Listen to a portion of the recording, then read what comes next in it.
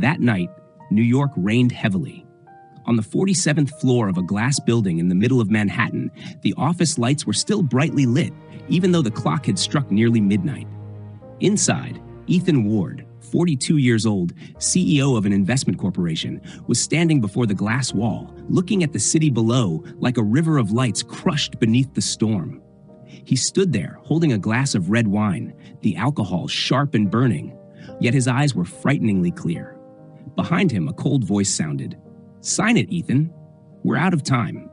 The one who spoke was Victor Hale, a lawyer and also Ethan's closest partner for 10 years. The man in a gray suit, his tie loosened, yet every gesture was as sharp as a blade. On the table was a thick stack of documents, inside it the contract transferring all of Ethan's shares in Ward Capital. Ethan turned around, his pale gray eyes calmly looking at Victor. "Do you really believe I will sign my own death sentence?" Victor smirked. "Don't talk as if you're a victim. We've worked together for 10 years, Ethan. You know the rules in this business. When you lose, you must know when to leave the table." Ethan chuckled softly, the smile of a man once familiar with victory, now standing on the edge of collapse, yet still trying to hold on to his last shred of pride. "I remember. You were the one who told me. In this world, the strong eat, the weak die." "Still true," Victor replied quickly. "Except today, you're the weak one." Ethan did not answer. His gaze slid across the embossed Ward Capital logo on the folder. 15 years ago, he had founded this company almost from empty hands. He once slept in the office, ate instant noodles, worked himself into the hospital from exhaustion. Then he became one of the youngest faces on economic magazine covers. But that was 3 years ago. Everything began to spiral downward from an investment in a healthcare charity fund. Many wealthy people set up charity funds to polish their image. Ethan at first had no other purpose. He wanted his image on TV, praised as a businessman with a compassionate heart.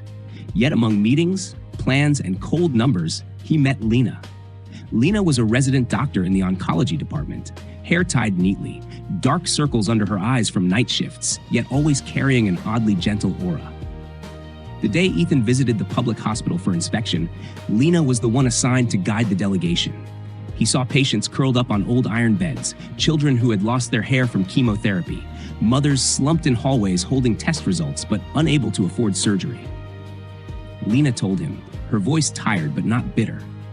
"Many people here don't need miracles. They just need a bit of conditional kindness. A small amount of money could buy a few more months of life so they can hold their children a few more times." That seemingly simple sentence, for some reason, stuck somewhere inside Ethan, like a tiny scratch on a luxurious glass surface, insignificant at first, but growing wider each day. He began allocating part of Ward Capital's profits to the medical fund. At first 1%, then 5%, then 10%. The board began to grow displeased. Victor warned him, "Don't forget, you're a businessman, not a saint. Don't play hero with the shareholders' money." Ethan just smiled. "I earn more than anyone here. If I eat 9 out of 10 portions, giving away 1 is nothing." Victor looked at him for a long time, his eyes showing something unreadable for the first time. "Ethan, kindness is a luxury in our world." Back to tonight's storm. Everything was different now. The investment into a private hospital chain that Ethan trusted turned out to be a hidden debt bomb. When the scandal about exploiting patients exploded, the entire system collapsed, dragging Ward Capital down with it. Shareholders turned away, investors pulled out, the media tore him apart. Only Victor stayed beside him, bringing rescue plans. Ethan trusted him. Perhaps that was his final mistake. Only tonight, holding the contract, did Ethan understand. Victor wasn't saving him. He was saving himself. He had secretly gathered shares, bought out debts, taking control piece by piece. This transfer contract was nothing more than a blank sheet draining Ethan's last drop of power. Ethan sat down, placing his hands gently on the table, looking at Victor. "And if I don't sign?" Victor shrugged. "Tomorrow, the board will vote to dismiss you. Then you'll face accusations of mismanagement, even fraud, because you poured too much capital into projects you didn't control. The media will tear you apart. You'll lose everything: money, reputation, freedom. And you?" Ethan asked. "You'll be the hero?" Victor smiled, a smile that never reached his eyes. "You know the game. People don't care who's right, only who wins. I'll be the one who fixes your mistakes. Ward Capital will take a new name but survive. And your name will remain as a scandal in the past." Ethan stayed silent. After a moment, he picked up the pen. Victor quietly rejoiced, though he tried to keep calm. Ethan placed the pen on the paper, then suddenly lifted his head. "Victor, do you remember when we first started? We swore never to sell our souls for money." Victor burst out laughing. "Ethan, you wrote that slogan. How could I forget?" "But the soul is something people sell without needing a contract." Ethan froze. He looked deep into Victor's eyes, as if searching for the shadow of the friend he once knew, then slowly said, "You're right, but maybe there's still something I haven't sold." Saying that, Ethan suddenly dropped the pen and stood up. "I will not sign." Victor's face darkened. "Don't be stupid, Ethan." "Maybe." Ethan shrugged. "But I'd rather be stupid in this final moment than be clear-headed all my life only to realize I sold everything to you." Victor stepped closer, his voice dropping low, heavy with threat. "You think you still have a choice?" Ethan looked straight at him, slowly pronouncing each word. "You cannot take what I haven't willingly given." The room grew tense. The rain outside hammered the windows as if trying to knock the building down. Victor gripped the stack of documents, his eyes turning ominous. "Fine, Ethan. You've made your choice. Don't regret it." He gathered his things and turned to leave. At that moment, Ethan's phone vibrated. He looked at the screen. "Lena." He hesitated, then answered. "Ethan." Lena's voice trembled. "Are you still at the office?" "Yes." "What's wrong?" Lena took a deep breath. The hospital just admitted a severe traffic accident case. A 12-year-old girl was hit by a container truck. She shares your rare blood type. We need blood urgently. "Ethan, can you come?" Ethan looked outside. The rain still glowed red under the city lights. He looked back at the unsigned contract, then at the half-full glass of wine. Never had his life fallen so low. He had lost nearly everything. But at the other end of the line, a life was hanging in the balance. He smiled softly, a tired yet strange smile. "I'll be right there." The storm whipped his face, nearly blinding him. He sped down the empty highway, streetlights streaking across the windshield. In his mind appeared the image of the little girl lying motionless on the stretcher, her face too young to be so close to death. He saw Lena too, exhausted yet determined, fighting to keep the girl's faint breaths alive. Giving never makes anyone poor, only enriches the heart. He didn't know why the phrase echoed in his mind. He was not religious, didn't believe in any doctrine, but this time it felt true. He had lost almost everything. Whatever remained, he might as well give. A horn blared sharply. A white flash blinded him. Ethan had no time to react before a truck in the opposite lane lost control, skidded sideways, and lunged at him like a steel beast. In that final moment, he thought, at least I was going to the hospital to save someone. Then everything went black. He woke in a blinding white room. The smell of antiseptic filled the air. A monitor beeped steadily beside him. A familiar voice, hoarse, spoke. "Ethan, can you hear me?" He tried to turn his head. Lena was there, her coat wrinkled, hair messy, dark circles under her eyes, but her gaze bright as if she had just cried. He wanted to speak, but his throat was dry, producing only faint sounds. Lena held his hand. "You were in an accident on your way here, but you still made it. We used your blood for the girl. The surgery succeeded. She survived." A tear fell onto his hand. "Thank you, Ethan." For the first time in years, Ethan felt warmth inside his chest. Not from numbers, not from closing a deal, but from knowing a small life had been pulled back from death by his blood. He closed his eyes. A strange peace washed over him, between the antiseptic smell and the pain. But that peace did not last. 3 days later, while Ethan was still hospitalized, Victor appeared. He stood beside the bed, hands in his pockets, no trace of warmth on his face. "You look worse than on TV." Victor shrugged. Ethan frowned. "On TV?" Victor turned on his phone and showed him. The screen displayed the business news. Ward Capital changes leadership. Ethan Ward resigns amid investment scandal. Victor Hale takes control.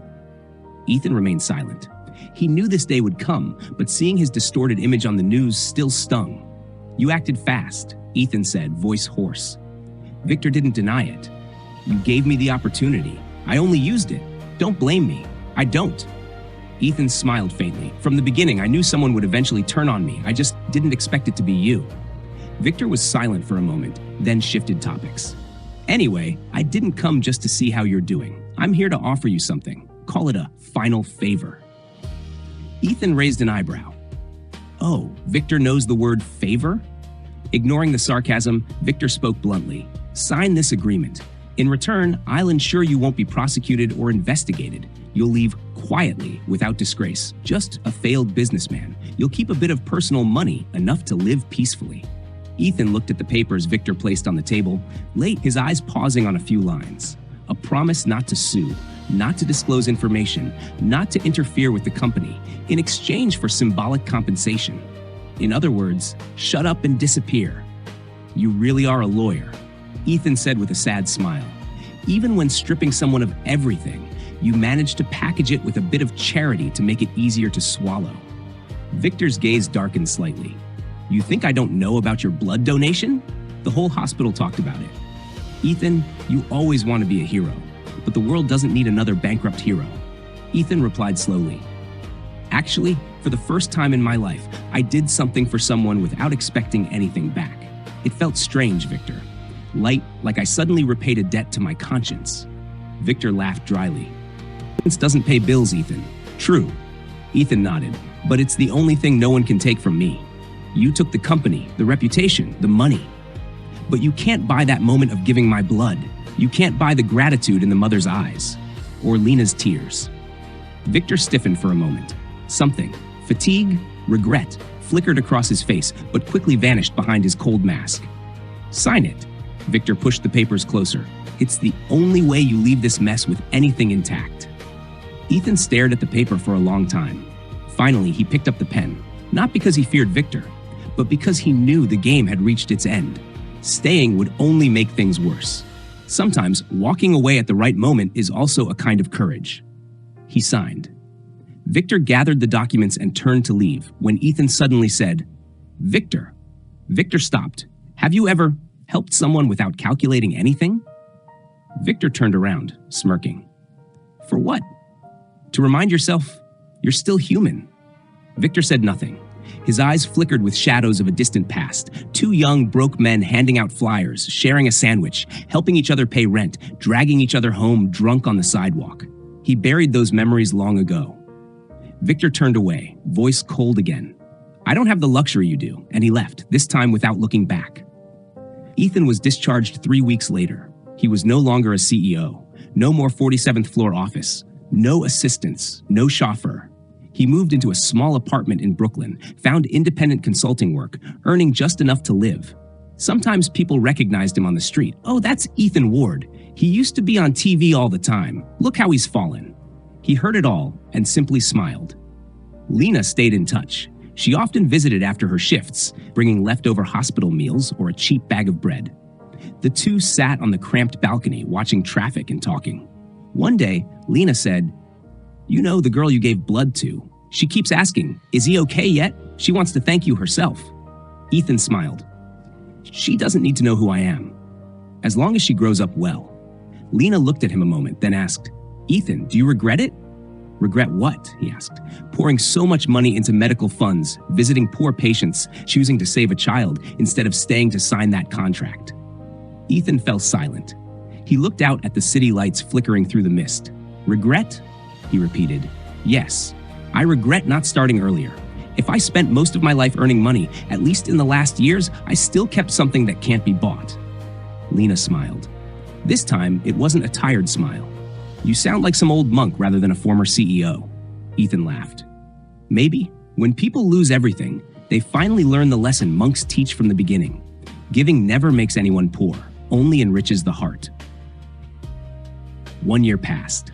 Under Victor's leadership, Ward Capital changed its name, restructured, expanded. The media praised Victor Hale's talent, the man who revived a dying empire. People slowly forgot Ethan, like an outdated product. But in some places, his name remained. In a small corner of the public hospital where Lena worked, there was a simple memorial board for anonymous donors. On the third line, EW, blood donor who saved patient file number 1432. No magazine covers, no praise, just a small line of text few people noticed. But Lena paused there every time she walked past. One evening, Lena came to Ethan's apartment and found the room filled with packed boxes. "Where are you going?" she asked, startled. Ethan sat in the middle of the room holding a passport. I got accepted into a financial support program for district hospitals in South America, he said.